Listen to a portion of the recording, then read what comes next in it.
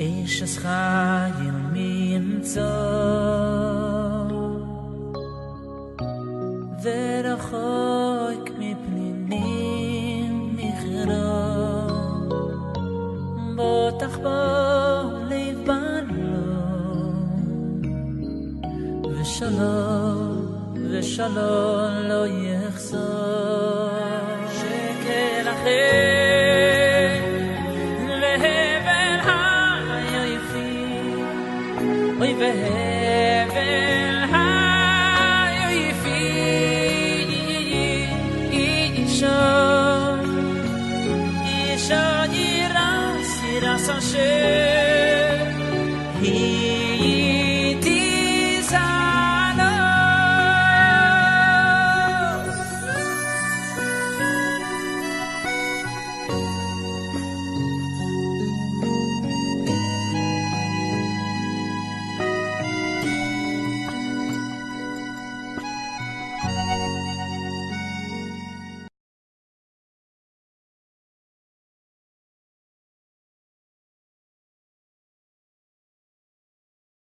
Maintenant, on va dire quelques mots sur Hanouka, Bezrat Hashem.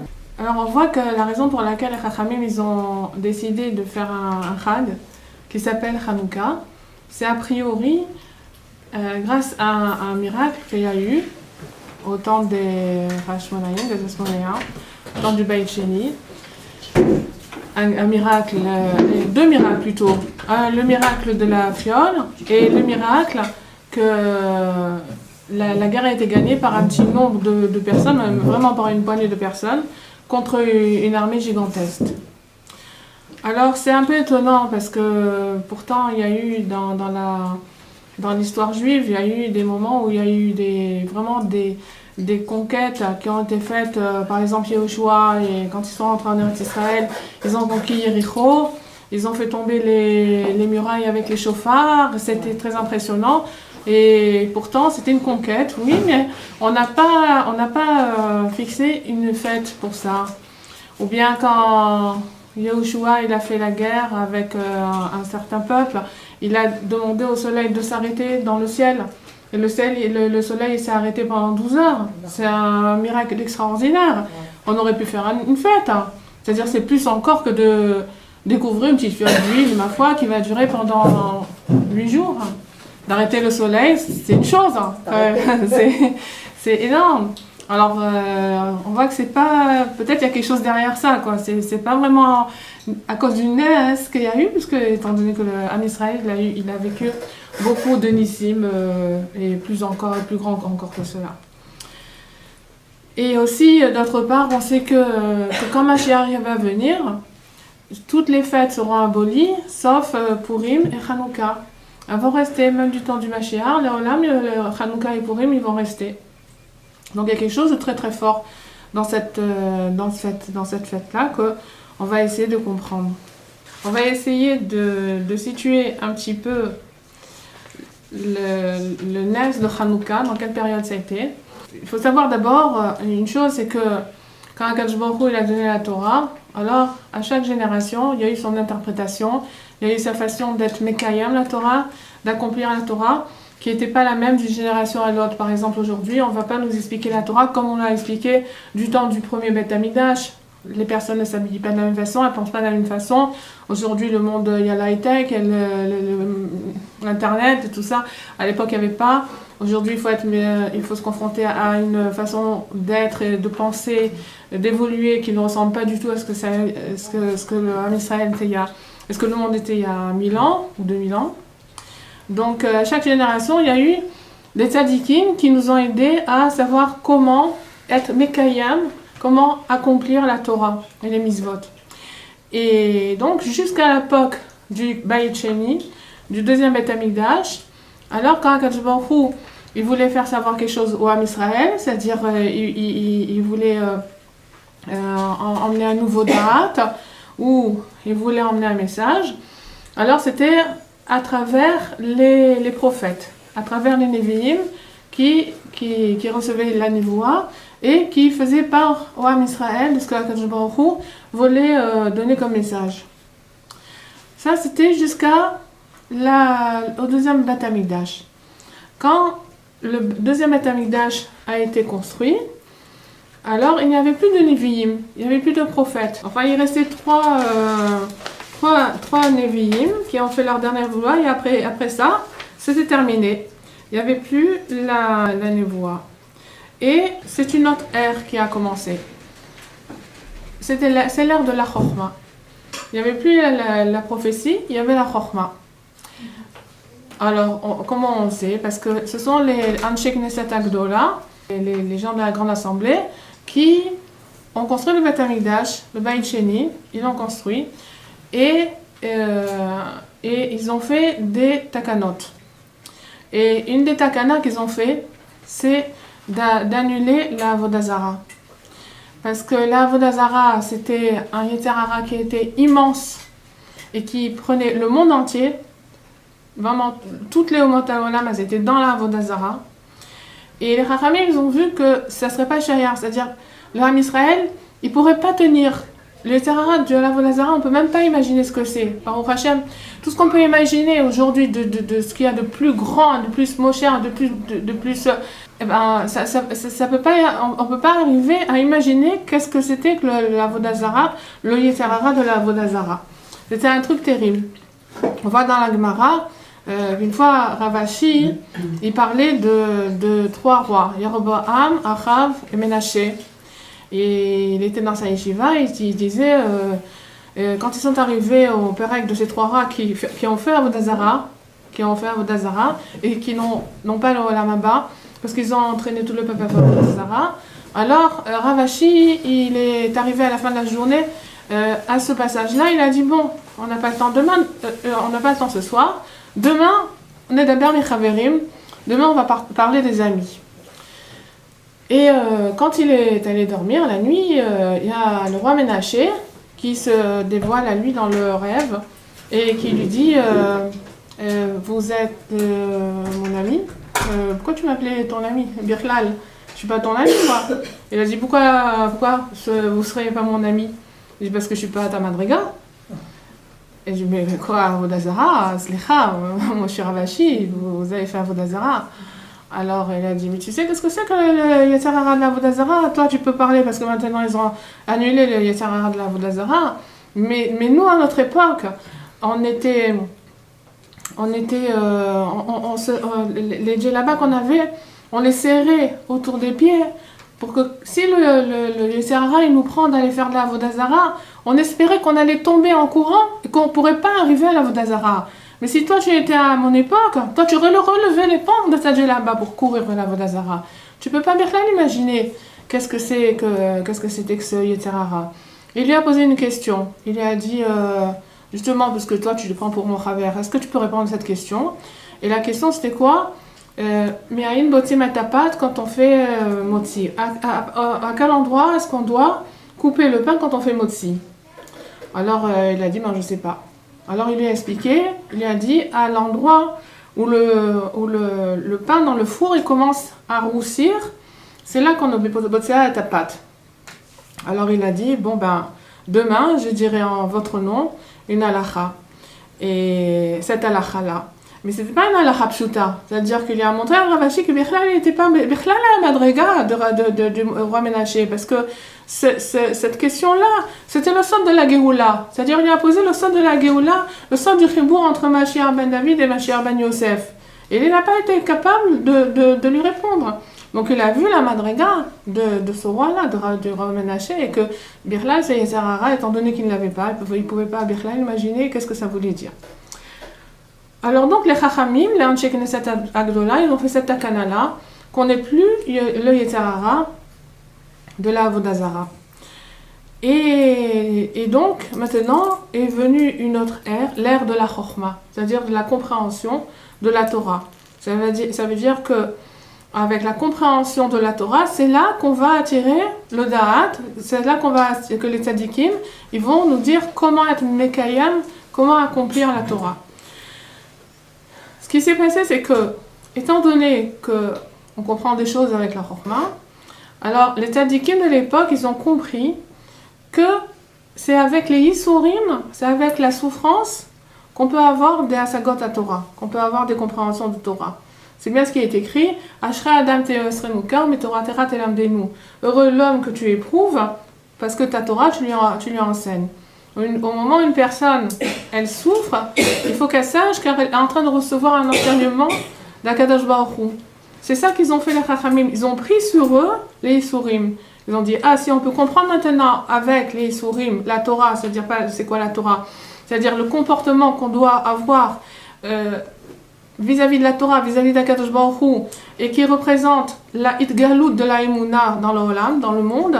C'est-à-dire que la Torah, elle a été donnée pour dévoiler la foi en Dieu dans le monde, puisque le Olam, par son nom lui-même, le monde, en hébreu, c'est Alama, c'est-à-dire c'est quelque chose qui est caché.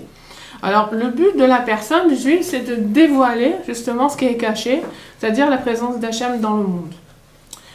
Alors, eux, ils ont compris que ça doit passer par les Isurim, ça doit passer par la souffrance. Et comment on le voit? C'est parce que tout de suite, il a commencé à avoir des Isurim, la Asara Arogé Malchut, les 10 qui ont été sacrifiés au nom d'Hachem, les 10 Rachamim qui étaient comparés aux frères de Yosef, et en particulier Rabbi Akiva, qui a été peigné, déchiré avec des peignes de fer, des peignes de barzel.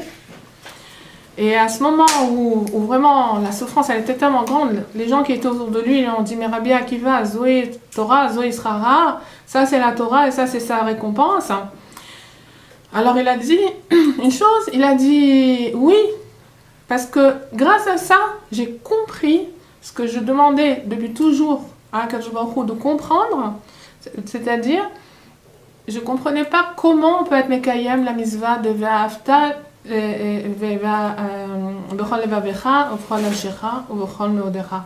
de tout ton cœur, de toute ton âme et de tous tes moyens. Ça, je ne comprenais pas. Jusqu'à ce que maintenant, oui, je le comprends. Et son âme est partie. Maintenant, Rabbi Akiva, il était venu un petit peu parfaire ou terminer la réparation que Yaakov Avinu il avait commencé. C'est un petit peu comme le Sipuré de Maasiyot que Rabbeinu Nachman y raconte, de la princesse qui s'était retrouvée chez le Lotov, c'est-à-dire chez le roi, ou qui était dans cet endroit qui s'appelait le pas bon. Il a été chercher la Shrina, et Yaakov Avinu qui était le Shnei Lameler, c'est-à-dire le ministre, le premier ministre, par rapport à Kadosh Baruch Hu Kivachol, il est allé chercher la Shrina, où ça? Chez Lavan. La Shrina qui a été représentée par les 4 Imarot, Rachel, Léa, Bila, Zilpa. Et c'est de elle qu'elle est sortie les Shifteka, c'est-à-dire les 12 tribus d'Israël. Et les Rachetevot, les préfixes des noms des 4 tzadikot, c'est Otiot Barzel.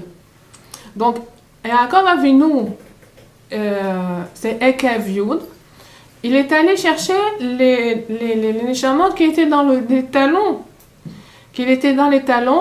de l'obscurité, dans les talons de la Touma, ou de la Gdusha, en vérité, et il les a fait remonter vers la lettre Yud, Yaakov, Ekev Yud, le Yud du Shem Hashem, du Yud Kevavke. Et qui c'est qui a parfait cette action-là qu'il a fait Yaakov Avinu? C'est Rabbi Akiva. Parce qu'Akiva, c'est Ekev aussi, Yudke.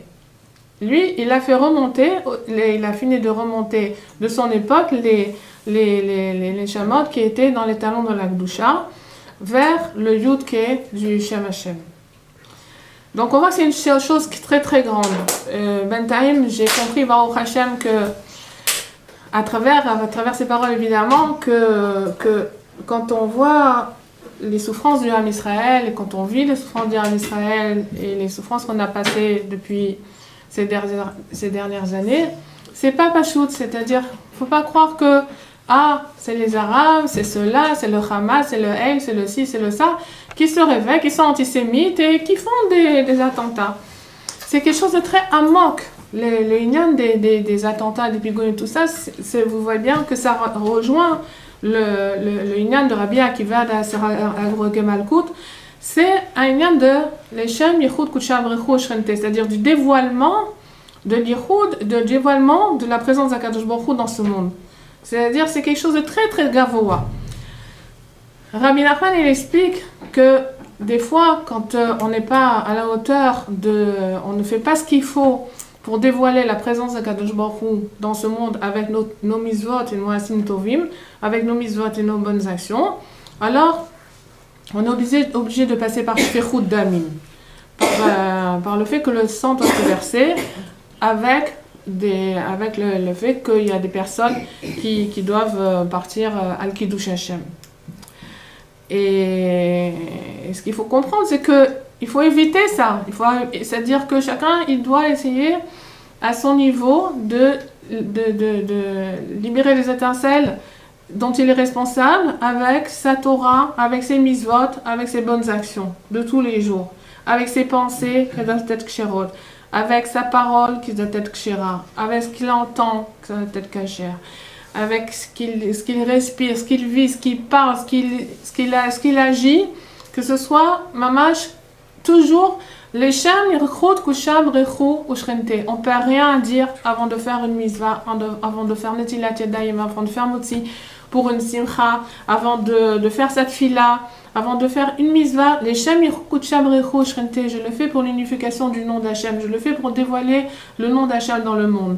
Et quand on dit ça, ça fait le Yichud, et ça fait des tikkunim extraordinaires, il n'y a pas besoin de passer par toutes ces souffrances-là, alors, le Inyan, c'est que, on va se dire, qu'est-ce qui est plus grand, la Nevoua ou la Chokhma, d'après ce qu'on ressent, la prophétie ou l'intelligence, qu'est-ce qui est plus grand? La Chokhma, יש עבודה בזה. הנביאות La Neviut aussi, il y a de la avoda, parce que c'était pas gratuit, c'est-à-dire qu'une personne qui devait recevoir la Neviut, c'était pas quelqu'un dans la rue, puis Tom il reçoit un shefa de Neviut, c'est-à-dire que le Tana de Beliaou, le Rabbi Yoshua qui a appris la Torah avec Eliaou Hanavi, Eliaou Hanavi lui a dévoilé que n'importe qui peut être Navi, Bémet. Ça dépend de Taharat Halev, ça dépend de la pureté de cœur, ça dépend des actions, ça dépend du bon corps de la personne et aussi de ses actions, comment elle se purifie. Et à l'époque, en plus, il y avait des écoles de Nevi'im. Ça veut dire que tout le monde pouvait être Navi, même des femmes, même des enfants, Tana de Beliaou dit même des Goïm. Tout le monde pouvait être Navi, c'est à la portée de tout le monde. Être Acham, c'est pas à la portée de tout le monde, la vérité. Mais c'est même pas ça le problème, c'est que avant qu'il y ait un Tchek Neset Agdola, alors, avant qu'il y ait ce Shefa de Chokhma dans le Olam, la Shrina, elle ne pouvait pas descendre en dessous d'Asarat Fahim. C'est des endroits où la présence divine ne descendait pas. C'est-à-dire les endroits qui sont trop bas, où la Touma, elle est trop forte, alors la Shrina, elle ne peut pas descendre là-bas. Pour pas que les Chitzonim soient au Chesba. Pas que ça soit... enfin, qu'ils prennent le corps de la Kedusha et qu'ils la mettent dans la Touma. Mais à partir de la Chokhma, oui, la Chokhma, elle a permis ce tikkun-là de pouvoir descendre à Mitachat Asara Tfachim. Et c'est quoi, qu'est-ce que ça veut dire descendre en dessous de 10 Farim? Il y a des Neshamot qui sont très très très éloignés de la Kedusha, qui s'appellent les regalim, c'est-à-dire les pieds de, comme on dit, et il faut, quand est-ce qu'on doit allumer la Chanukah, Hache Yirle, regal minashuk, c'est-à-dire on doit allumer et faire remonter toutes ces personnes-là qui sont dans la Touma, qui s'appellent les Regel Minashuk, c'est-à-dire ce sont les personnes qui sont dans le marché, c'est-à-dire dans les Tavot, le marché justement, les pieds dans le marché, il porte bien son nom, le marché, c'est-à-dire on marche là-bas, c'est les Regalim de la Touma qui sont là-bas, là il y a toutes les Tavot, là on achète toutes les Tavot qu'on va dire, et donc avec la Chokhma, la Chokhma, la Chokhma, elle a permis le Nes de Hanouka. Donc, il y a quelque chose qui est beaucoup plus élevé dans la Chokhma que dans la Nevoua. Et maintenant, le NES de Hanouka, donc il a été fait grâce à la Chorma. Et c'est ça qui permet ce tikkun-là de dévoiler la présence d'Hachem dans des endroits qui sont très, très bas. Et quand on allume la Hanoukia, alors il est écrit qu'on doit s'attacher à un shem de Kabbalah qui s'appelle Nachal. Nachal, et à ce moment-là, quand on s'attache à ce shem de Kabbalah, alors à ce moment-là, on peut recevoir tout le shefa, toute la lumière qu'on doit recevoir, Bémet, qui est là, qui est prêt à nous être fait cadeau au moment où on allume la Hanoukia. La lumière de la Hanoukia, c'est quoi? C'est la lumière du Beth Amikdash. C'est-à-dire dans 1 centimètre, une grandeur d'1 centimètre, on a le Or Ganouz, c'est-à-dire que quand Akadosh Baruch Hu il a créé le monde, il a écrit qu'il a créé la lumière, il a été Gonez Ota. Il l'a mise de côté. Et quand est-ce qu'on la voit cette lumière? On la voit à Hanouka, parce qu'il a donné aux tzadikim. Il l'a gardé pour les tzadikim, il a dit de l'avant, mais à Hanouka, il nous l'a fait de cadeau. A priori, on ne voit pas tellement de différence quand on voit les rods de Hanouka ou les rods de Shabbat ou une bougie stam. Mais en tout cas, il faut savoir qu'il faut être là et être mekaven et vouloir recevoir cette lumière-là qui est la même que la menorah du Beth Amikdash. C'est exactement la même lumière que celle qui brillait dans la menorah du Beth Amikdash. Ça veut dire qu'elle nous éclaire notre neshama. C'est-à-dire que tout ce qui est sombre en nous, tout ce qui est obscur, tous les endroits les plus obscurs, les plus incompréhensibles, ils vont recevoir une lumière et une évidence qui va faire qu'on va comprendre des choses et qu'on va avoir du da'at. Rabbi Nachman, il a dit que son nom il vient d'un pasouk qui veut dire Nachal Novea Mekor Chochma. Lui, il s'est appelé Nachal Novea Mekor Chochma, c'est-à-dire que c'est une source qui est jaillissante de Chochma, qui est jaillissante d'intelligence. Alors, comme on a vu que c'est grâce à la Chochma qu'on a été zochel de ce tikkun-là, de ce yiroud-là, de Kodesh Baruch Hu Shrente, de dévoiler la lumière dans ce qui est très bas, ce tzaddik-là, il est venu pour nous permettre encore plus d'être mégalé le kavod Hashem dans les endroits les plus bas, parce que comme il est écrit qu'il faut s'attacher avoir la kavana de Nachal, du nom Nachal, alors quand on s'attache à Rabbi Nachman, quand on fait Adlakat Nerot, qui est Mekor Chochma, alors à ce moment-là, le tikkun, il est vraiment parfait.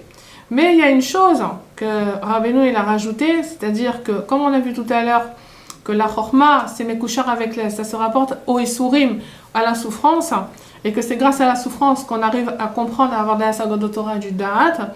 Alors ce que Rabbeinu il a dit, c'est que de son temps, il a dit jusqu'à aujourd'hui, alors il y avait les Sigoufim, il y avait les Ta'aniyot, on recevait, les Tzadikim, ils recevaient la Torah en faisant souffrir leur corps pour que ça soit plus, qu'ils ne fasse plus écran à tout ce que la Neshama voit, parce que tout le monde voit, vous voyez, je vois, enfin notre Neshama elle voit des Chidushim, et les Tzadikim ce sont des personnes qui ont suffisamment nettoyé leur corps et leur cœur pour pouvoir voir d'un bout du monde à l'autre.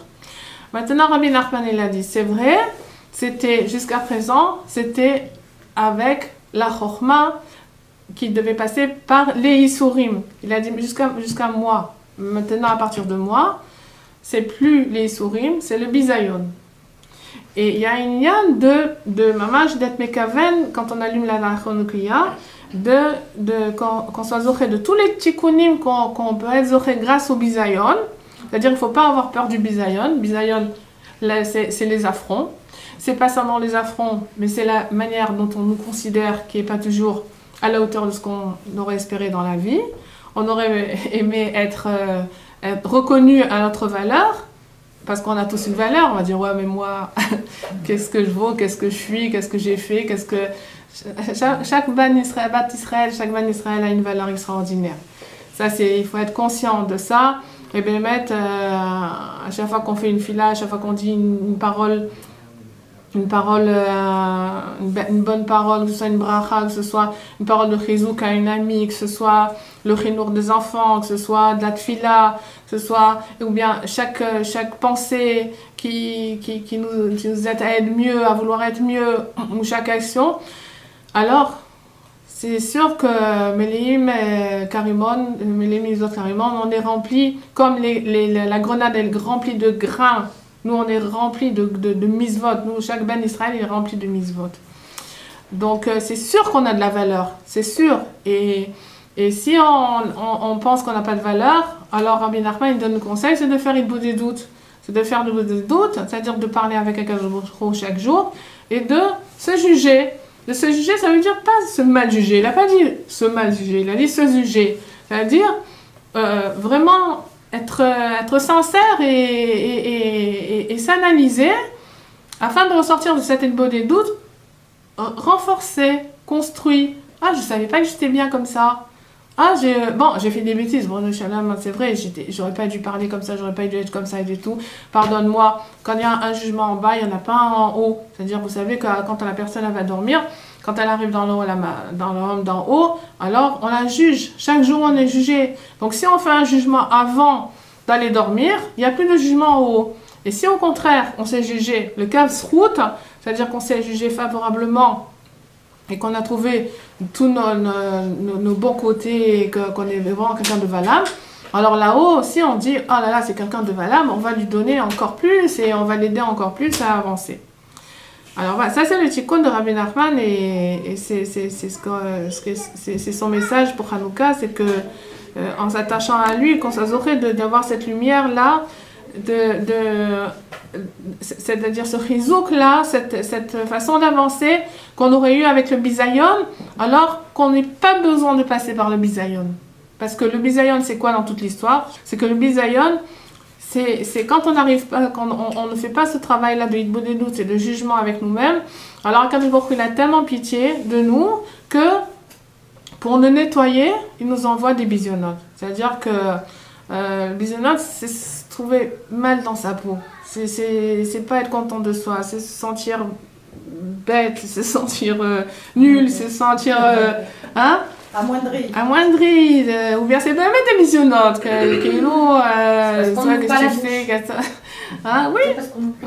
Alors, comme c'est très difficile de prendre des bisionotes parce que ça nous casse, ça nous brise, alors quand on allume la Hanoukia, il nous reste encore un jour de Bezrat Hashem, il faut qu'on ait la kavana qu'on puisse se purifier grâce au Nérod de Hanouka, comme si c'était les bisionotes qu'on aurait dû recevoir, et que Bezrat Hashem, par cette kavana-là, on ne va pas recevoir pour nous purifier comme on va Bezrat Hashem les autres grâce à ça. À l'époque, quand ils ont fait cette akana-là de Avodazara, d'être mevatel, d'annuler la Avodazara, alors que la Chorma est venue dans le monde, et elle est venue dans l'âme Israël, c'est vrai, mais elle est venue aussi dans les Umat Haolam, c'est-à-dire dans les peuples du monde.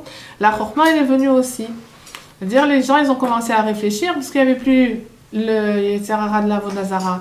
Il fallait une autre façon de vivre, il fallait une autre façon de penser. Donc, là où il y avait le plus de Avodazara, en Grèce, eh bien, c'est là, justement, que sont sortis les plus grands chachamim de la génération, les gens les plus intelligents, les plus philosophes du monde, sont sortis de Athènes, à la même époque du Baït Sheni, à la même époque du deuxième Beth Amikdash. Et c'était ce qu'on connaît, c'est Socrate, c'est Platon, c'est Pythagore, c'est tous ceux qui ont rentré, mamash, l'apicorsoute, la philosophie. En Grèce, il y avait 3 endroits d'où sont sorties les plus grandes forces de Touma. C'était Athènes, c'était Sparte et Mogdon. Alors de Athènes sont sortis les Chachamim Mamash, les sages, si on veut, les sages de l'époque, comme on les appelle, les philosophes. De Sparte sont sortis toutes les Ta'avot, c'est-à-dire le culte du corps, le sport, la beauté, la beauté du corps, etc. Et à Mogdon, c'était les forts, c'est-à-dire les guerriers, c'était la guerre. D'ailleurs, juste à cette époque-là, il y avait Alexandre Mogdon. Alexandre Mogdon, qui était Alexandre le Grand, qui était le roi de Grèce et qui a justement conquéri le monde entier. Il a conquéri d'une manière qui était surnaturelle. C'était quelqu'un qui était aidé du ciel, mais aidé par qui? Et ben, en fin de compte, c'était quelqu'un qui était parti à la conquête du monde, donc il devait arriver aussi en Eretz Israël. Et en Eretz Israël, on en avait des gens qui étaient pas très sympathiques avec nous, qui étaient les Ammonim et Ammon ou Moab. C'est ces deux peuples-là qui étaient antisémites. Et donc, ils sont allés voir Alexandre Mogdon. Ils lui ont dit, tu sais quoi, tu vas venir ici maintenant en Israël, tu as des Juifs et ils vont jamais se soumettre à tes lois. Ce sont des révoltés, ce sont des révolutionnaires. C'est pas que que tu les gardes. Alors, ils l'ont tellement chauffé qu'il a décidé de venir en Eretz Israël et notamment à Yerushalayim et de les exterminer. Et quand il est venu avec toute son armée, il montait Yerushalayim pour commencer par Yerushalayim, par détruire Yerushalayim. Alors les Juifs, ils sont allés voir Shimon HaTzadik, qui était à l'époque le Kohen Gadol, et ils leur ont dit, regardez, tout ça, qu'est-ce qui se passe et tout, qu'est-ce qu'on va devenir? Et Shimon HaTzadik, qui est pas loin d'ailleurs, il a dit, n'ayez pas peur, et il est sorti dans la nuit avec des torches, avec les Kohanim, à la rencontre d'Alexandre le Grand. Et quand ils sont arrivés à l'entrée d'Yerushalayim, lui, il montait, et c'était à l'aurore. Alors, qu'est-ce qu'il a fait? Il est descendu de son carrosse, il est venu se prosterner devant Shimon HaTzadik, et il a embrassé les pieds. Alors, tout le monde était étonné. Qu'est-ce qui se passe? Et il a dit, ben écoutez, vous savez quoi? À chaque fois que je dois conquérir un pays, alors, la veille, je fais un rêve, et je rêve qu'il y a un malach, qu'il y a un ange qui vient et qui fait le travail pour moi. Et ben je l'ai vu, je le vois maintenant devant moi, c'est lui. C'était Shimon HaTzadik, il avait l'apparence de Shimon HaTzadik. Alors on dit que, comment ça se fait? C'est que cet ange-là, il a été créé par toutes les Maasim Tovim, par toutes les Mitzvot et les Tfilot de Shimon HaTzadik. C'est ça qui a fait cet ange-là. Alors, quand il est arrivé à Yerushalayim, il a été tellement impressionné par Shimon HaTzadik qu'il est devenu son élève. Et il a même envoyé une lettre à Socrate, qui était un très très grand philosophe, pour lui dire, vous savez, pour lui expliquer tout ce qu'il apprenait chez Shimon HaTzadik. Et quand il a vu ça, Socrate, il était tellement ébahi qu'on a trouvé des lettres comme quoi il a dit, moi, je renie tout ce que j'ai dit jusqu'à présent, et je me convertis à la religion juive. Pour dire à la grandeur, bon, c'est de Shimon HaTzadik, je vais dire. Maintenant, quand les Grecs ils sont rentrés dans Eretz Israël, alors eux, ils étaient dans ce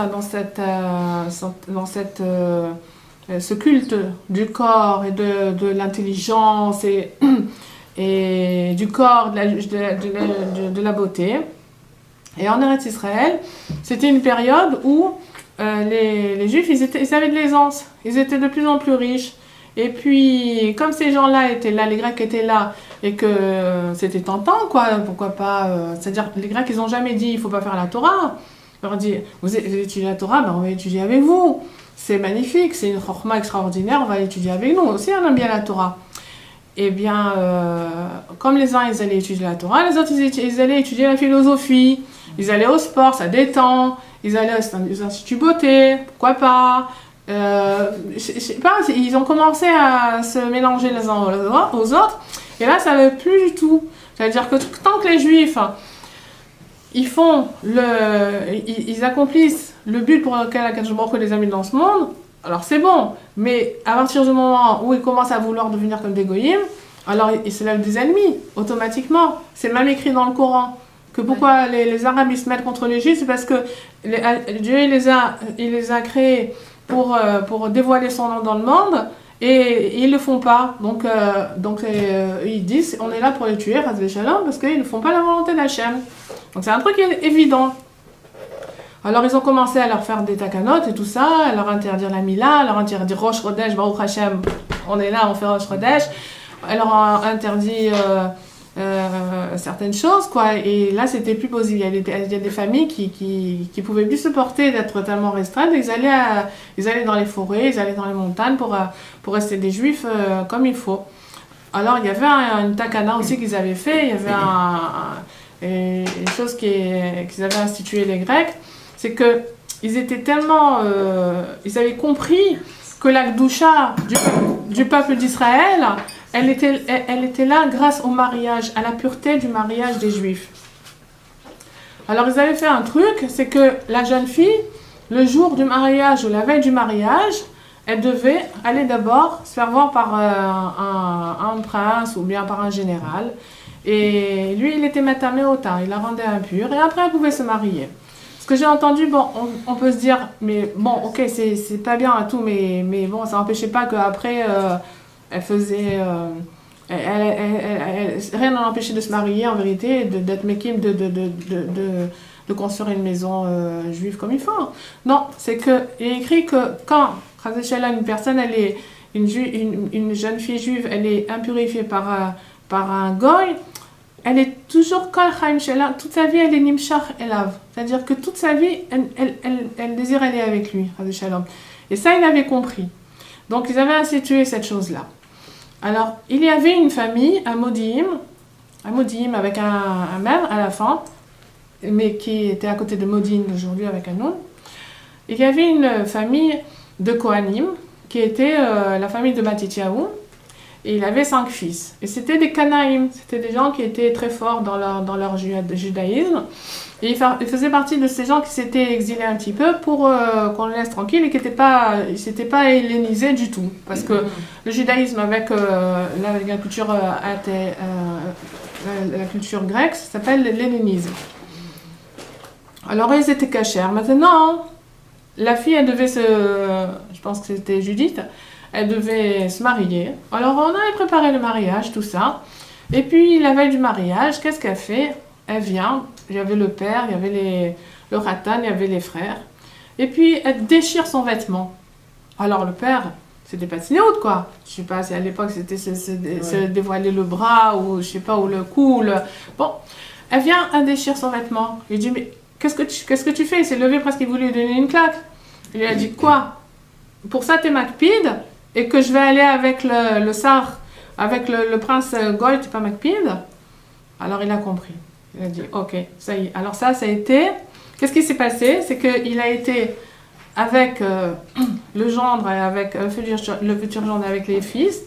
Il est allé, il a pris la jeune fille, lui-même, chez le Sar, chez le prince Goy. Alors tout le monde a dit, waouh, mais c'est extraordinaire, voilà, on a gagné, maman, et tout, quoi. Matityahu lui-même, il vient, il emmène sa fille, mais ils se sont trompés. Parce que quand il est arrivé devant lui, il a pris son sabre, clac, il a coupé la tête, et c'est tout. Et ça a été le début de la révolte contre les Grecs. Voilà. Alors c'était le début de la guerre, et ça a duré 20 ans.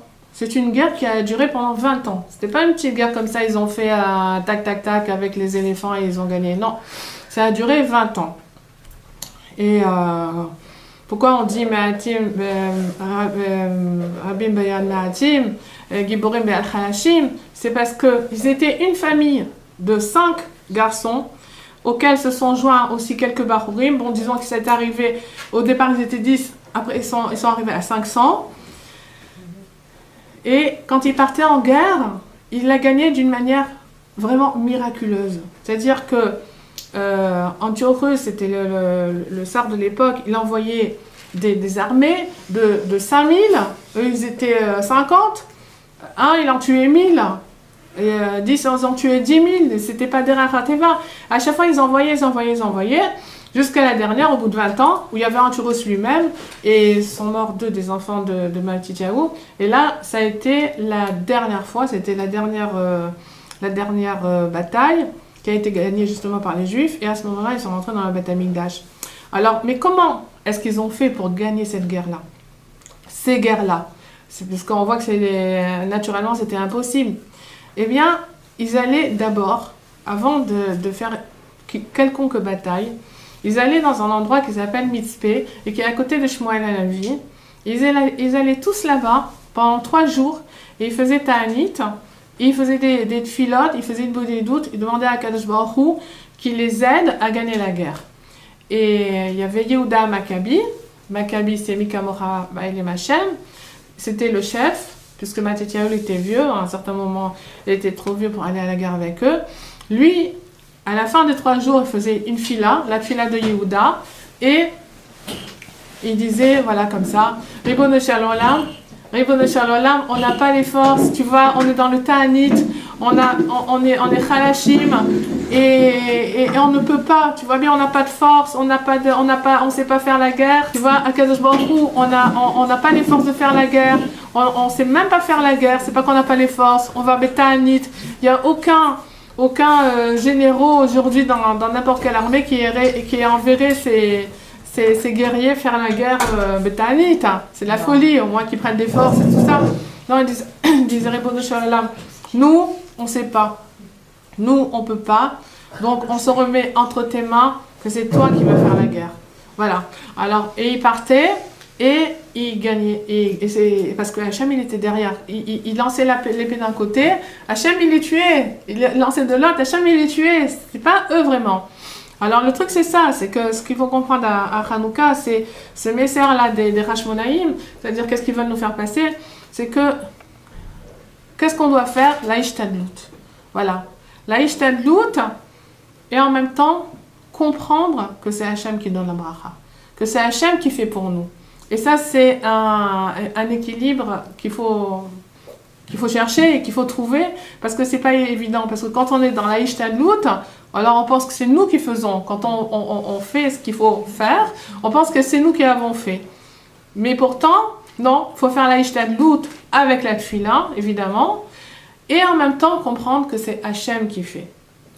Alors qu'on a le mérite, Bizrat Hachem, Yisrout Hanouka Azé, arriver à toute cette conscience et ce da'at, et que Bémet, on se mette dans la tfila et qu'on ait confiance en Kadosh Baruch Hu qui va nous aider à nous débarrasser de tous nos ennemis, que ce soit dans la gashmiut, que ce soit dans la ruchaniyut, que ce soit matériellement, que ce soit spirituellement, grâce au da'at du tzaddik, grâce à la tfila, que si on fait suffisamment de tfilot, si on est comme il faut, on n'aura pas besoin de passer des bisionotes. Et s'il faut passer des bisionotes, qu'on sache que c'est pour notre bien le plus grand, comme il a dit à Rav Avram et Rav Nachman, il a dit, quand tu as reçu un bisayon, alors sache que tu aurais dû normalement aller au mikveh pour te préparer, être à la madriga, de pouvoir recevoir ce bisayon-là, parce que tu ne sais pas le pouvoir purificateur qu'il a.